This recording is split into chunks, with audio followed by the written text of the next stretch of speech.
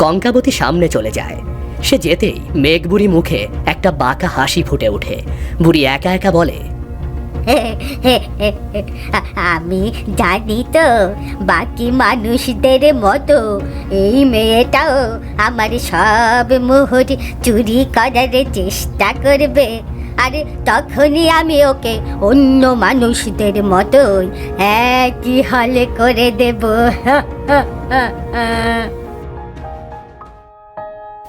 এত এত সোনার মোহর তো আমি জীবনে কোনোদিন চোখে দেখিনি। আমার বাবা এত বড় রাজা হলেও এই সোনার মোহর দেখলে তারও চোখ ধাঁধিয়ে যাবে। এই সোনার মোহরগুলো নিয়ে পৃথিবীতে ফিরে যেতে পারলে আমরা গোটা পৃথিবীতে রাজ করতে পারবো।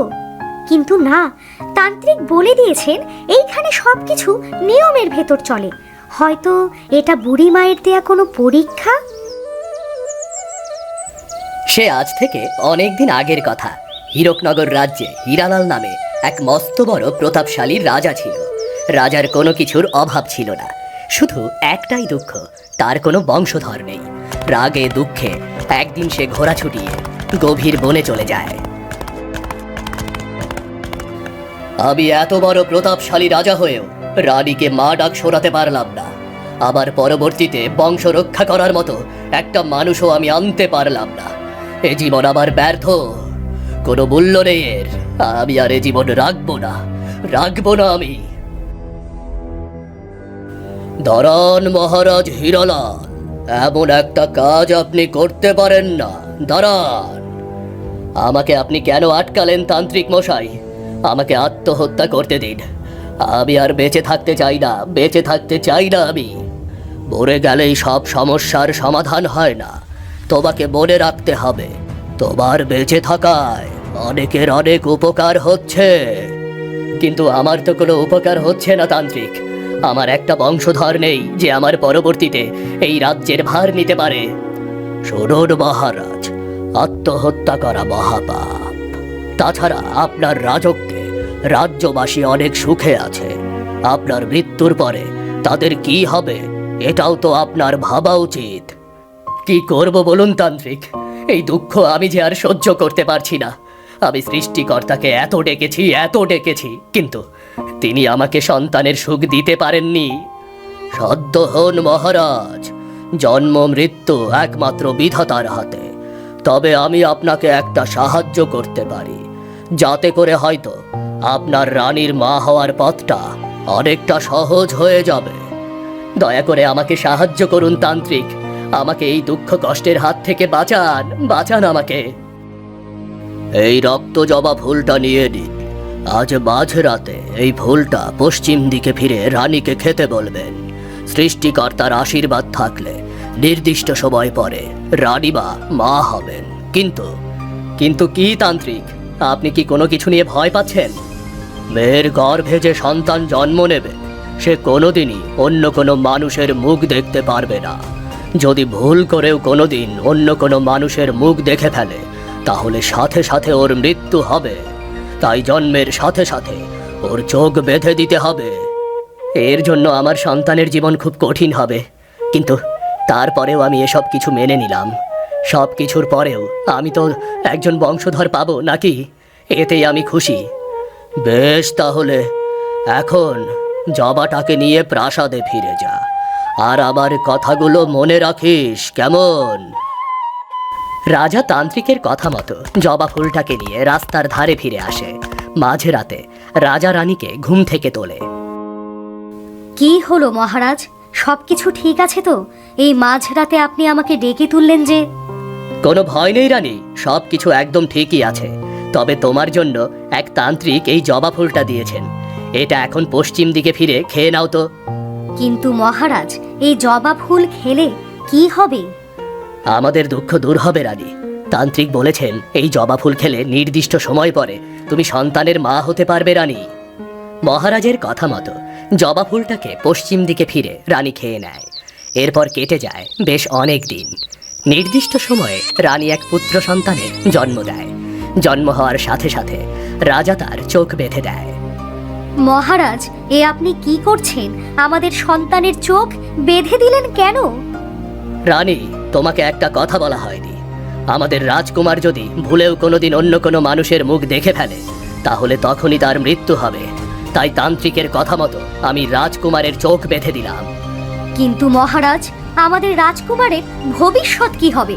চোখ বন্ধ অবস্থায় সে কিভাবে একটা রাজত্ব চালাবে? ভবিষ্যৎ পরে দেখা যাবে, আগে আমাদের উচিত রাজকুমারকে বাঁচিয়ে রাখা। সেই থেকে রাজকুমার চোখ বাঁধা অবস্থায় রইল। এরপর কেটে যায় এক এক করে 25টা বছর। রাজকুমার এখন যৌবনে পা দিয়েছে। একদিন সকালে, মা, ছোটবেলা থেকে আমার দু চোখ বেঁধে রেখেছো কেন মা? আমি কেন আশেপাশের কোনো কিছুই দেখতে পাই না? তুমি কোনো মানুষের মুখ দেখতে পেলে তোমার সর্বনাশ হয়ে যাবে কুমার। কিন্তু মা, আমার যে অবস্থায় থাকতে একদমই ভালো লাগে না। আমি তোমাদের সবাইকে দেখতে চাই। না রাজকুমার না, তুমি এই আবদার আর কোনোদিন করবে না। তুমি তো আমাদেরকে স্পর্শ করে অনুভব করতে পারো, দয়া করে কখনো দেখতে চাইবে না? আমার বন্ধুরা সবাই সব কিছু দেখতে পায়, তাদের কোনো বাধা নেই। অথচ আমার মা বাবা কেমন, সেটাই আমি দেখতে পারলাম না। কিছুদিন পর মহারাজ হীরালালের আমন্ত্রণে পাশের রাজ্য থেকে মহারাজ মহেন্দ্র কুমার তার মেয়ে কঙ্কাবতীকে নিয়ে হাজির হন। রাজপ্রাসাদের বাইরে হীরালাল তার পরিবার নিয়ে নবাগত অতিথিদের শুভেচ্ছা জানায়। আসুন মহারাজ মহেন্দ্র কুমার, আমরা এতক্ষণ আপনার অপেক্ষায় ছিলাম। আপনি যে আমার আমন্ত্রণ স্বীকার করে এসেছেন, এর জন্য আমি অনেক খুশি হয়েছি। আমিও আপনার রাজ্যে এসে অনেক খুশি হয়েছি মহারাজ। মহারাজ, এই কি আপনার রাজকুমার যার কথা আমি এতদিন শুনে এসেছি? হ্যাঁ, রাজকুমারী কঙ্কাবতী, এই আমার একমাত্র পুত্র। রাজকুমারের চোখ বাঁধা দেখেই আমি নিশ্চিত হলাম যে এতদিন উনার নামে যা শুনেছি তা সব সত্যি। কি সুন্দর কণ্ঠ এই মেয়েটার, কি সুন্দর করে কথা বলে। যার কণ্ঠ এত সুন্দর, না জানি দেখতে তাকে কতটা সুন্দর হবে। আজ আমাকে কেউ আটকাতে পারবে না। যে করেই হোক এই মেয়েকে আমি এক নজর দেখবই দেখব। বাবা মায়ের দেয়া সব নিষেধ এক মুহূর্তে রাজকুমার ভুলে গেল। চোখের ওপর বাঁধা কাপড়টা সে এক টানে খুলে ফেলল।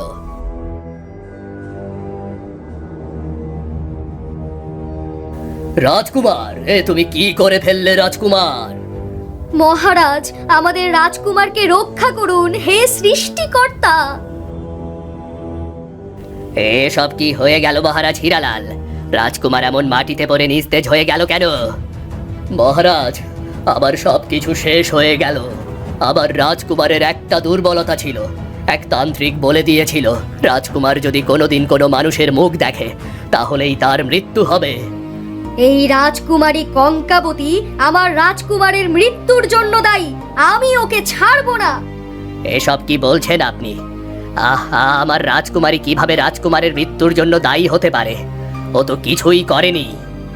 না বাবা, রানীমা একদম ঠিক কথাই বলেছেন। আমার কারণেই রাজকুমারের মৃত্যু হয়েছে। আমার কথা শুনে সে আমাকে দেখার জন্য চোখ থেকে কাপড়টা খুলে ফেলে।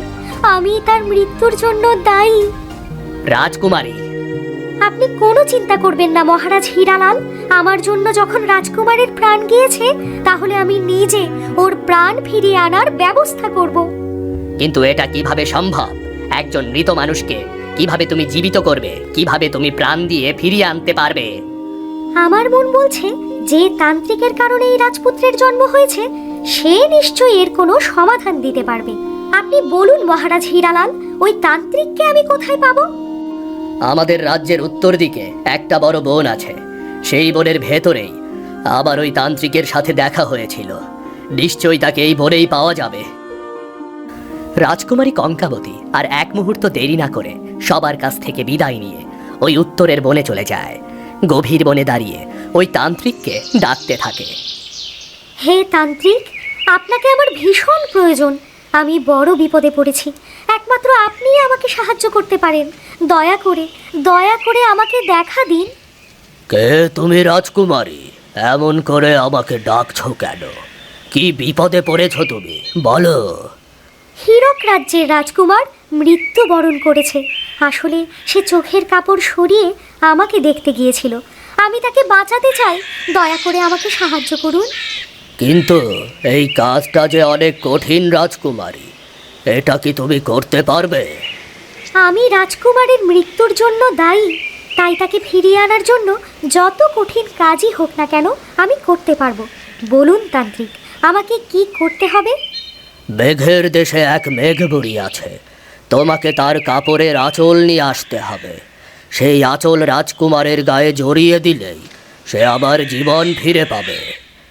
আমি আজকেই মেঘের দেশের উদ্দেশ্যে রওনা দেব। সাবধান রাজকুমারী, সব সময় একটা কথা মনে রাখবে, মেঘের দেশে নিয়মের বাইরে কোনো কিছুই হয় না।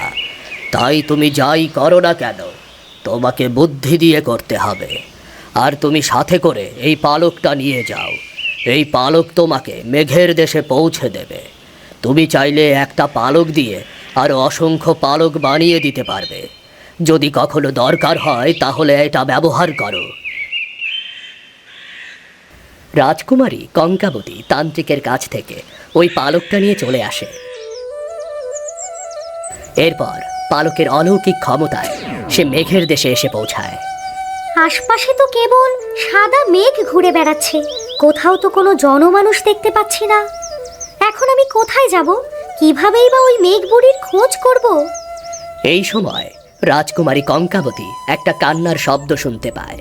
কান্নার শব্দ লক্ষ্য করে সে এগিয়ে যেতে শুরু করে আর দেখতে পায় একটা মেঘের ওপরে বসে এক বুড়ি কান্না করছে।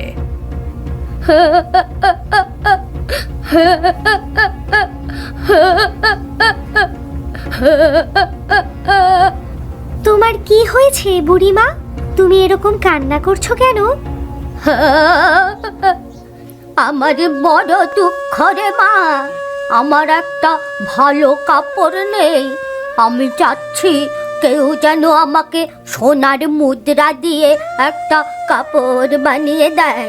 আমার কাছে অনেক মুদ্রা আছে, কিন্তু কেউ আমাকে একটা কাপড় বানিয়ে দিতে পারছে না। তুমি কোনো চিন্তা করো না বুড়িমা, আমি তোমাকে কাপড় বানিয়ে দেব। তুমি বলো কোথায় আছে তোমার সেই সোনার মুদ্রাগুলো? এখান থেকে একটু সামনে এগোলেই একটা সাদা মেঘের ওপরে সোনার মুদ্রাগুলো জড়ো করা দেখতে পাবি। তুই যদি আমার জন্য কাপড়টা বানিয়ে দিস তাহলে বড়ই উপকার হয়। তুমি কোনো চিন্তা করো না বুড়িমা, আমি নিশ্চয়ই তোমার জন্য এই উপকারটুকু করে দেব। কঙ্কাবতী সামনে চলে যায়। সে যেতেই মেঘ বুড়ি মুখে একটা বাঁকা হাসি ফুটে ওঠে। বুড়ি একা একা বলে, আমি জানি তো বাকি মানুষদের মতো এই মেয়েটাও আমার সব মোহর চুরি করার চেষ্টা করবে, আর তখনই আমি ওকে অন্য মানুষদের মতোই একই হালে করে দেব।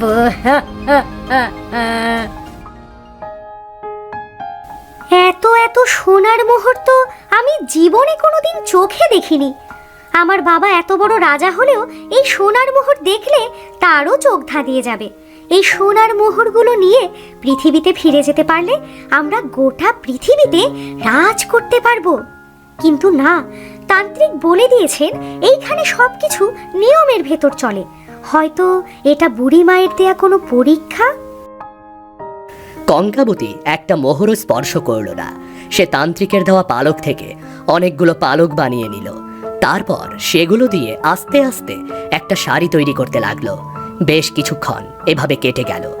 এরপর মেঘবুড়ি ওদের পাশে এসে দাঁড়ায়। কই রে, আমার সোনার মোহরের শাড়ি কোথায়? তুমি আমাকে ক্ষমা করো বুড়িমা, আমি তোমার সোনার মোহর দিয়ে শাড়ি তৈরি করিনি, বরং পালক দিয়ে একটা সুন্দর শাড়ি তৈরি করেছি, যা পরলে তোমার অনেক আরাম লাগবে। কই দেখি তো তোর শাড়িটা পরে। এটা তো সত্যি অনেক আরাম লাগছে। আমি তো এমন একটা শাড়ি চাচ্ছিলাম, কিন্তু একটা বিষয় দেখে আমি বেশ অবাক হচ্ছি। বুড়িমা, আমি কি কোনো ভুল করে ফেললাম? তুই কোনো ভুল করিসনি, বরং তুই আমাকে অবাক করে দিয়েছিস। এতগুলো মোহর সামনে পেয়েও তুই তার একটাও স্পর্শ করে দেখলি না। তোর সততায় আমি অনেক খুশি হয়েছি।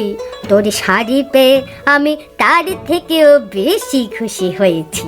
বল তুই আমার কাছে কি চাস? বুড়িমা, আমি তোমার পরা আগের কাপড়ের আঁচল চাই। নিশ্চয় নিশ্চয়ই আমি তোকে গোটা কাপড়টাই দিয়ে দেব, সাথে এই সব মুহূর্ত আজ থেকে তোর। আমি অনেক মানুষ দেখেছি, কিন্তু তোর মতো এত সৎ মানুষ দেখিনি, তাই এগুলো তোর সততার পুরস্কার। তোমাকে অনেক ধন্যবাদ মেঘ বুড়ি। আমাকে এখন ফিরতে হবে, আমি তাহলে ফিরে যাই। মেঘবুড়ির কাছ থেকে বিদায় নিয়ে তার আঁচল আর সোনার মোহর নিয়ে কঙ্কাবতী ফিরে আসে। রাজবাড়ির বাইরে সবাই কঙ্কাবতীর অপেক্ষায় বসেছিল। কঙ্কাবতী এক মুহূর্ত দেরি না করে রাজকুমারের গায়ে মেঘবুড়ির সেই আঁচল জড়িয়ে দেয়। সাথে সাথে রাজকুমার তার প্রাণ ফিরে পায়। বাবা দেখো, আমি সবাইকে দেখতে পাচ্ছি, আমি আমার প্রাণ ফিরে পেয়েছি বাবা, আমি এই সুন্দর পৃথিবী দেখতে পাচ্ছি। হ্যাঁ বাবা, এ সব কিছু হয়েছে এই রাজকুমারী কঙ্কাবতীর কারণে। রাজকুমারী কঙ্কাবতী, আমি তখন তোমাকে রাগের মাথায় অনেক খারাপ কথা বলেছি, তুমি দয়া করে কিছু মনে করো না। আমি এর জন্য কিছুই মনে করিনি রানীমা, আপনি বৃথাই নিজে নিজে কষ্ট পাচ্ছেন। মহারাজ, আমি সাথে করে আমার মেয়েকে নিয়ে এসেছিলাম একটা কারণে। আমি আমার রাজকুমারীর সাথে আপনার রাজকুমারের বিয়ে দিতে চাচ্ছি। এরপর তো মাঝে এত কিছু হয়ে গেল, তাই বলার সুযোগ হয়নি। এ তো আমার জন্য পরম সৌভাগ্য, আমরা রাজি মহারাজ।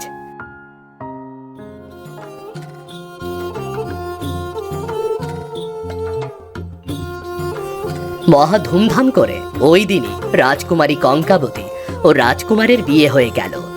গোটা হীরকনগর রাজ্য সুখে শান্তিতে ভরে গেল। আর আমাদের ভিডিওটি আজকে শেষ হলো। কেমন লাগলো আজকে আমাদের গল্পটি তা জানিয়ে দাও কমেন্ট করে। আর আমাদের চ্যানেলটি সাবস্ক্রাইব করতে কিন্তু ভুলবে না। দেখা হবে নতুন কোনো ভিডিও নিয়ে।